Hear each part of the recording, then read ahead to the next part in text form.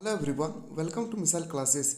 Dear student, आज हम लोग देखने वाले हैं कि क्लास 11 में हिंदी इलेक्टिव से रिलेटेड किस तरह से आपके एग्जाम में 2023 के पेपर में क्वेश्चन पूछे जाने वाले हैं। इसके रिगार्डिंग मैं लेकर आया हूं आज मॉडल सेट नंबर 2। इससे पहले हम लोगों ने मॉडल सेट नंबर 1 को बहुत ही अच्छी तरह से डिस्कस कर चुके हैं।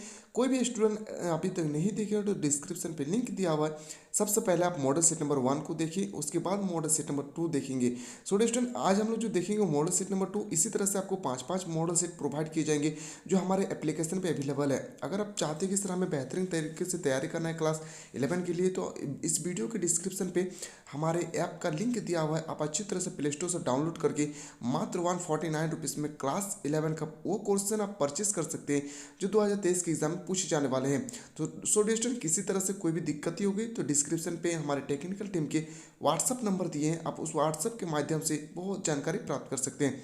सो डिस्टेंट वीडियो को बिल्कुल आप लोग अंत तक देखेंगे। चैनल पर नया है तो चैनल को सब्सक्राइब करके बेल आइकन को प्रेस करें और साथ ही साथ उस स्टूडेंट तक इस वीडियो को सेंड करें जो 2023 के एग्जाम के लिए अच्छी तरह से तैयारी करना चाहते हैं। तो चलिए हम लोग बिना देर के क्वेश्चन ध्यान पूर्वक आपको स्टडी करने के लिए समरी दी जाएंगी, जिसमें आपको 5 क्वेश्चन आपको मिलने वाले हैं।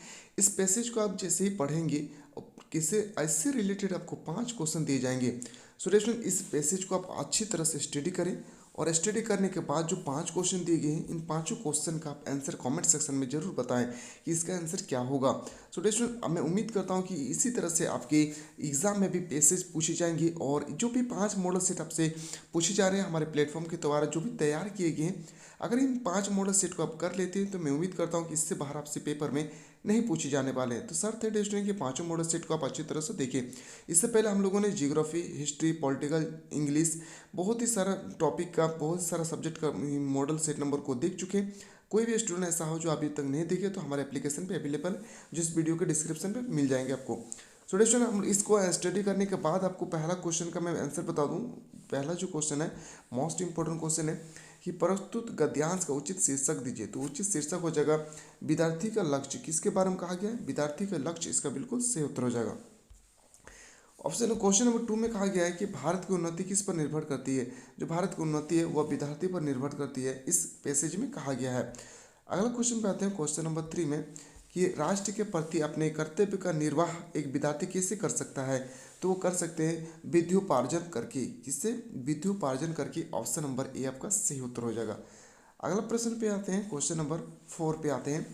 क्वेश्चन नंबर 4 है कि विद्यार्थी को किस दृष्टिकोण से अपने जीवन का निर्माण करना चाहिए। राष्ट्रीय दृष्टिकोण से करना चाहिए अपने छात्र का जीवन का निर्माण। आते हैं अगला क्वेश्चन पे, क्वेश्चन नंबर 5। छात्रों को अब कब राजनीति क्षेत्र में कदम रखना चाहिए। जब छात्र हैं हम लोग, उसमें कब हम लोगों को राजनीतिक के क्षेत्र में कदम रखना चाहिए। तो याद रखेंगे अपने आप का योग्य बनाने के बाद, यानी ऑप्शन नंबर ए आपका सही उत्तर हो जाएगा। पैसेज से रिलेटेड दिस 5 क्वेश्चन आपसे पूछे जाएंगे। मैं उम्मीद करता हूं कि अगर पैसेज को आप अच्छी तरह से पढ़ लेते हैं तो एक भी प्रश्न आपसे 5 क्वेश्चन में से छूटेंगे नहीं। आपको अच्छी तरह से एग्जाम में ध्यानपूर्वक स्टडी करना है।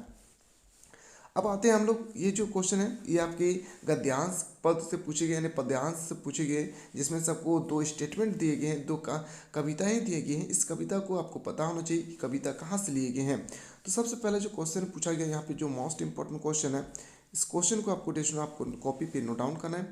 चांद ने आदमी को अनोखा जीवन क्यों कहा। जो चांद है उसने आदमी को अनोखा जीवन कहा क्योंकि वह उलझने वाली बातें बनाती है। अपनी ऑप्शन नंबर ए आपका बिल्कुल सही उत्तर हो जाएगा।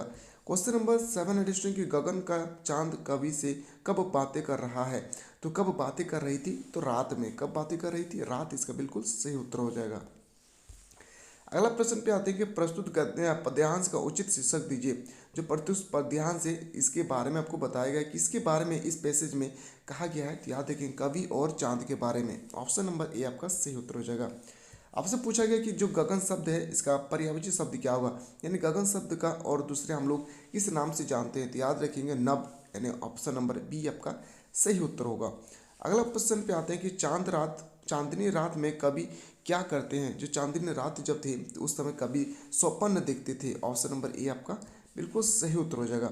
अब हम लोग आते हैं ऑप्शन, ध्यान दीजिएगा ग्रामर सेक्शन से, कि विज्ञान वरदान अथवा अभिशाप विषय पर निबंध लिखने के लिए किस शैली का प्रयोग किए जाते हैं।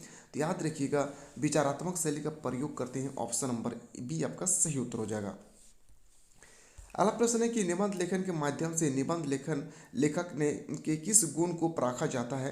तो याद रखेंगे ज्ञान और अनुभव को पराखा जाता है। ऑप्शन नंबर ए आपका सही उत्तर होगा। अगला प्रश्न पे आते हैं कि निम्नलिखित में से क्या कार्यालय पत्र की एक विशेषता हो सकती है? इसमें आपको बताने कि कार्यालय पत्र की एक विशेषता क्या आई, तो संक्षिप्तता। ऑप्शन नंबर बी आपका सही उत्तर हो जाएगा। आते हैं अगला प्रश्न पे। अगला प्रश्न है कि रिपोर्ट में दी गई जानकारी का स्वरूप कैसी होनी चाहिए? जो रिपोर्ट में जो जानकारी दिए जाते हैं उसकी स्वरूप कैसी होनी चाहिए? तो याद रखिएगा तथात्मक। ऑप्शन नंबर सी आपका सही उत्तर हो जाएगा। नेक्स्ट क्वेश्चन पे आते हैं, क्वेश्चन नंबर 15। किसी बैठक के लिए प्रस्तावित कार्यों की क्रमबद्ध की सूची क्या कहलाती है? तो इसे हम लोग कहते हैं क्या? कार्य सूची। ऑप्शन नंबर डी आपका बिल्कुल राइट आंसर हो जाएगा। अगला प्रश्न पे आते हैं कि प्रत्यक्ष संवाद के बजाय किसी तकनीकी या यांत्रिक माध्यम के द्वारा समाज के एक विशाल वर्ग में संवाद कायम करना क्या कहलाता है? तो उससे हम लोग बोलते हैं क्या? जनसंचार। क्या बोलते हैं? जनसंचार। इसका बिल्कुल सही उत्तर हो जाएगा।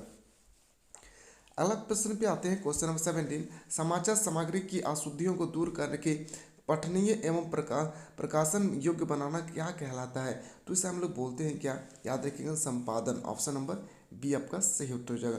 नेक्स्ट क्वेश्चन पे आते हैं, क्वेश्चन नंबर 18 आपके सामने। क्वेश्चन नंबर 18 की सूचनाओं का संकलन एवं संपादन कर पाठकों तक पहुंचाना क्या कहलाता है? तो याद रखेंगे उसे हम लोग बोलते हैं क्या? पत्रकारिता। ऑप्शन नंबर बी आपका सही उत्तर हो जाएगा। नेक्स्ट क्वेश्चन है कि जनसंचार का सबसे नवीन एवं लोकप्रिय माध्यम क्या है? तो जनसंचार का सबसे नवीन और लोकप्रिय माध्यम है इंटरनेट। क्या है? इंटरनेट के माध्यम से अभी लोग जागरूक हो चुके हैं। अगला प्रश्न पे आते हैं, समाचार किस शैली में लिखी जाती है? जो समाचार है वह किस शैली में लिखी जाती है? तो उल्टा पिरामिड। कहाँ पे लिखी जाती है? उल्टा पिरामिड। इसका बिल्कुल सही उत्तर हो जाएगा। फिर से एडिशन 21 से लेकर 23 क्वेश्चन यानी 3 क्वेश्चन आपसे एग्जाम में पूछे जाएंगे। याद रखेंगे कविता से फिर से पूछेंगे। कविता को आपको अच्छी तरह से रीड करना है और रीड करने के बाद आपको बताना है कि प्रस्तुत कब पंक्तियों में कवि कौन है। आपको बताना है इस जो राइटर है उनका नाम बताना है कि किसने लिखा था। तो याद रखिएगा, याद रखिए सूरदास। इसका बिल्कुल राइट आंसर हो जाएगा। अगला प्रश्न में आते हैं कि गोपियों के अनुसार कृष्ण कौन प्रिय है? तो गोपियों के अनुसार जो कृष्ण को जो प्रिय थे, याद रखिएगा उसका बिल्कुल सही उत्तर होगा मुरली। कौन थे? मुरली। इसका बिल्कुल सही उत्तर हो जाएगा। अगला प्रश्न पे आते हैं, क्वेश्चन नंबर 23 कि नंदला नाना भांति नचवाती में कौन सा अलंकार है? अलंकार से रिलेटेड एक क्वेश्चन पूछे जाएंगे तो डिस्कशन इसका सही उत्तर होगा अनुप्रास। ऑप्शन नंबर सी आपका राइट आंसर हो जाएगा। अगला प्रश्न पे चलते हैं, अरे इन दोहो राह ना पाई से दोहो से कबीर के क्या आशय है? तो इससे क्या आशय होगी? तो याद रखिएगा हिंदू और मुसलमान। क्या हो जाएगा? हिंदू और मुसलमान। ऑप्शन नंबर ए आपका राइट आंसर होगा। नेक्स्ट प्रश्न है क्वेश्चन नंबर 25 कि झरिए झरिए चीनी बूंदे प्रति मानो के झरिए झरिए कौन सा अलंकार है? इसमें कौन सा अलंकार है? तो पूर्ण वक्तीय अलंकार यानी पूर्ण रोक्तीय अलंकार। ऑप्शन नंबर ए आपका राइट आंसर हो जाएगा। नेक्स्ट क्वेश्चन है कि पाठ्य पुस्तक में पद्माकर ने अपने कविता में किसका वर्णन किया था? तो अपने कविता में जो वर्णन किए थे उन्होंने वह ऋतुओं के बारे में वर्णन किए थे। ऑप्शन नंबर ए आपका राइट आंसर हो जाएगा। अगला प्रश्न पर चलते हैं कि संध्या के बाद कविता में वृद्धि विधवाओं की तुलना किससे की गई थी? तो याद रखिएगा बगुले से की गई थी। क्या से की गई? तो ऑप्शन नंबर ए आपका राइट आंसर हो जाएगा। अगला प्रश्न पे चलते हैं कि घर में वापसी कविता में पत्नी की आंखें कवि के अनुसार क्या है? तो याद रखिएगा इस क्वेश्चन का बिल्कुल सही उत्तर होगा हाथ। क्या हो जाएगा? हाथ। हैंड इसका बिल्कुल राइट आंसर होगा। अगला क्वेश्चन पे आते हैं 29। महादेवी वर्मा का आधुनिक काल में किस पद से वान जो महादेवी वर्मा का आधुनिक काल के किस वाद से संबंध है? तो याद रखिए इस क्वेश्चन को बिल्कुल सही होगा छायावाद। ऑप्शन नंबर ये आपका राइट आंसर हो जाएगा। नेक्स्ट क्वेश्चन पे आते हैं, क्वेश्चन नंबर नेक्स्ट है। क्वेश्चन नंबर नेक्स्ट है कबीर दास की रचना किस पुस्तक से संग्रहित है? जो कबीर दास है इसकी रचना जो है वो बीजक में है। ऑप्शन नंबर ये आपका सही उत्तर होगा। फिर से एडिशन आपसे पैसेज से रिलेटेड क्वेश्चन कहा गया है, जो पैसेज को आपको सबसे पहले स्टडी करना है। चलिए हम लोग पैसेज को स्टडी करते हैं कि बहुत लोग कहेंगे कि उनके पेट के धंधे के माने छुट्टी ही नहीं मिलती, तुम्हारी तो पेट भरा है तुमको दूर की सूझती है, यह कहना उनकी बहुत बड़ी भूल है। इंग्लैंड का पेट भी कभी यो खाली था, उसके एक साथ से जूझती, यह कहना उनकी बहुत बड़ी भूल है।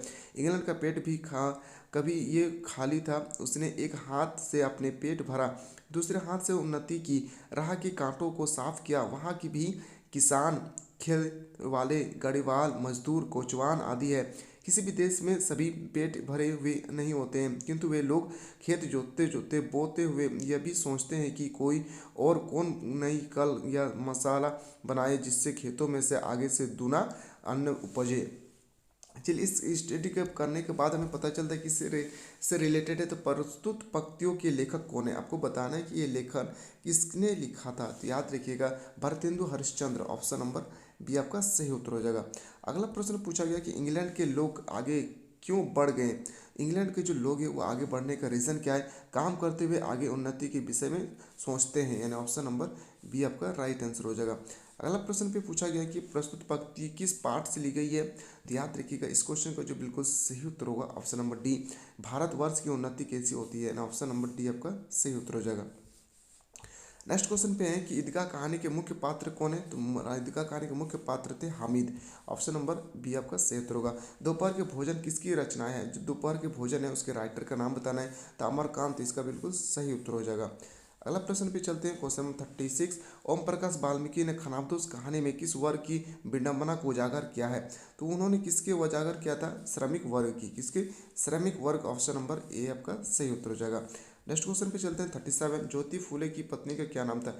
जो ज्योतिबा फूले थे उसके पत्नी के क्या नाम थी। तो याद रखिएगा सावित्री बाई, क्या हो जाएगा, सावित्री बाई इसका बिल्कुल सही उत्तर होगा। सावित्री बाई डेस्टिन इसका बिल्कुल राइट आंसर हो जाएगा। नेक्स्ट क्वेश्चन पे आते हैं 38। गूंगे कहानी में किसके प्रति समाज में व्यक्त संवेदनशील को रेखांकित किया गया है। तो याद रखिएगा इस क्वेश्चन का बिल्कुल सही उत्तर होगा दिव्यांग, ऑप्शन नंबर ए आपका राइट आंसर हो जाएगा।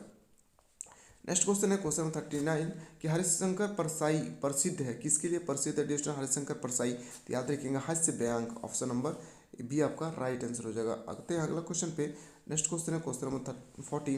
प्रेमचंद की सभी कहानियाँ से संग्रहित है। तो प्रेमचंद की सभी कहानियाँ मानसरोवर से संग्रहित है, ऑप्शन नंबर डी आपका राइट आंसर हो जाएगा। नेक्स्ट क्वेश्चन है क्वेश्चन नंबर 41। अंडे के छिलके मोहन राकेश द्वारा लिखित एक प्रसिद्ध क्या है। तो याद रखिएगा एक प्रसिद्ध जो है डिस्ट्रिक्ट वो एक एकांकी है, यानी ऑप्शन नंबर ए बी आपका सही उत्तर हो जाएगा।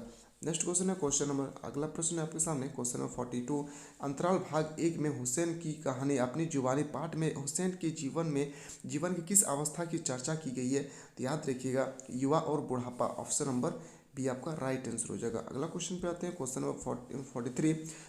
मकबूल फिदा हुसैन को कला के किस क्षेत्र में प्रसिद्ध की गई थी।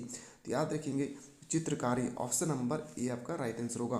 सॉल्यूशन अभी जो हम लोग डिस्कस कर रहे हैं वो मोस्ट एक्सपेक्टेड क्वेश्चन आप चाहते हैं कि सर हमें 2023 के एग्जाम के लिए अच्छे से तैयारी करना है। तो आप लोगों के लिए एक न्यू बैच स्टार्ट किया गया है, जो इस वीडियो के डिस्क्रिप्शन पे हमारे ऐप का लिंक दिया हुआ है। आप अच्छी तरह से प्ले स्टोर से डाउनलोड करके मात्र 149 रुपीज़ में डिजिटल क्लास 11 का वो क्वेश्चन आप परचेज कर सकते हैं, वो क्वेश्चन आप पढ़ सकते हैं जो आपकी एग्जाम में 2023 के पेपर में डायरेक्टली छपने वाले हैं। सॉल्यूशन आपको सबसे पहले करना होगा प्ले स्टोर से डाउनलोड करके, किसी भी तरह से कोई भी दिक्कत ही होगी तो इस वीडियो के डिस्क्रिप्शन पे हमारे ऐप का लिंक देने के बाद हमारे एप्लीकेशन के लिंक देने के बाद इसमें हमारे टेक्निकल टीम के व्हाट्सअप नंबर दिए गए, आप व्हाट्सअप के माध्यम से हमारे प्लेटफॉर्म के टीचर द्वारा अधिक से अधिक जानकारी प्राप्त कर सकते हैं।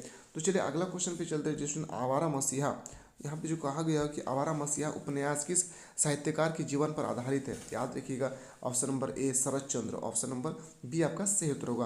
अगला क्वेश्चन है कि शरद चंद्र के पिता का क्या नाम था। तो शरद चंद्र के पिता का जो भी नाम था आपको कमेंट सेक्शन में बताना है।